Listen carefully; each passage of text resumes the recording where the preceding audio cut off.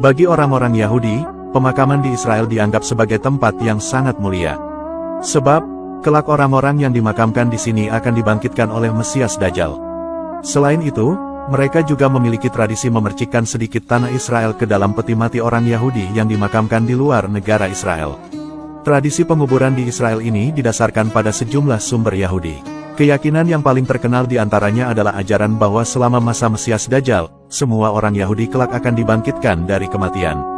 Menurut pernyataan di Midrash, mereka yang dikuburkan di Israel akan dibangkitkan terlebih dahulu.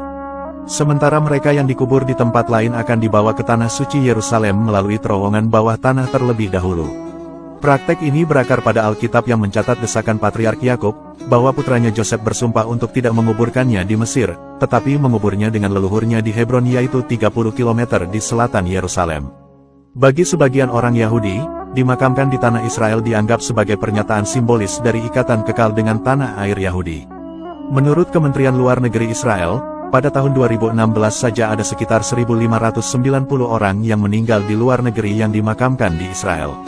Namun, pemakaman di Israel mensyaratkan pembelian tanah kubur maupun pengaturan logistik yang diperlukan untuk mempersiapkan, mengangkut, dan mengantar jenazah. Tanah kubur di sana seringkali dapat dibeli langsung, atau yang lebih mudah melalui perantara. Setelah tanah kubur dijamin, pengaturan untuk jenazah harus dibuat. Beberapa rumah pemakaman Yahudi di Amerika Serikat juga menawarkan layanan kepada mereka yang ingin dimakamkan di Israel. Di antara layanan-layanan itu adalah sebagai berikut. Layanan yang pertama, persiapan ritual untuk penguburan jenazah yang dikenal sebagai tahara biasanya dilakukan sebelum mayat diangkut ke Israel.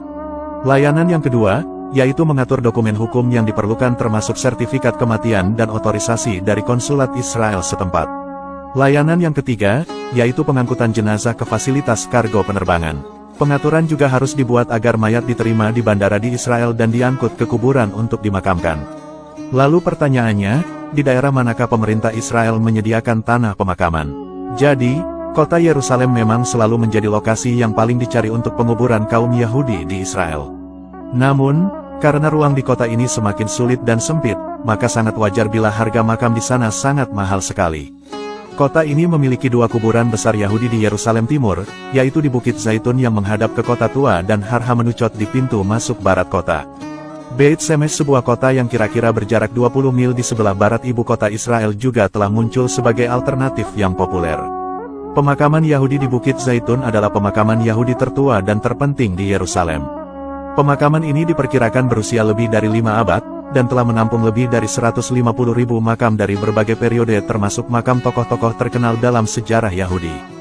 Makam ini juga dianggap sebagai pemakaman Yahudi terbesar dan tersuci di dunia.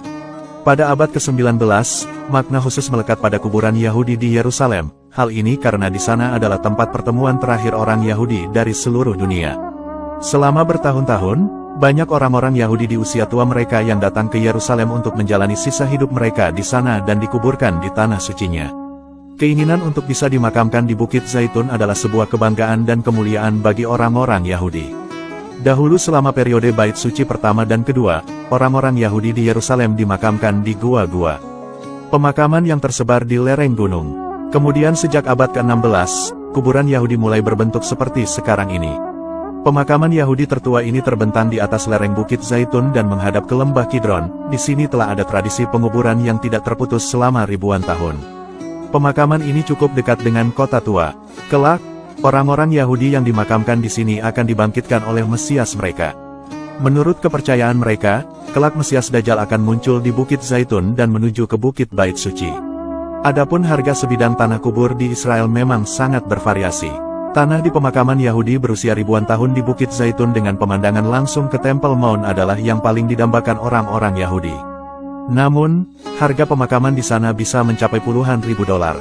Bahkan, ada satu kelompok Yahudi yang bersasis di New York menawarkan tanah pemakaman di Bukit Zaitun dengan harga 19.000 dolar atau sekitar 296 juta rupiah.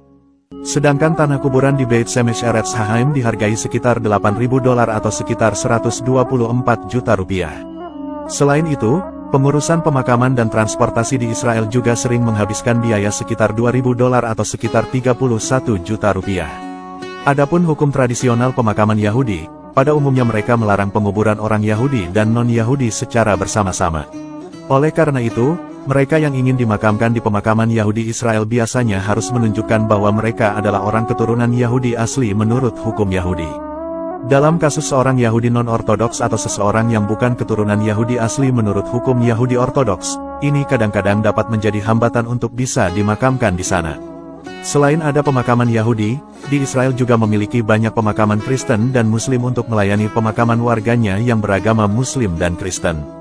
Tetapi, jarang sekali ada orang-orang dari luar negeri untuk meminta penguburan di sana dan masih susah mengidentifikasi organisasi atau bisnis yang membantu dalam proses ini.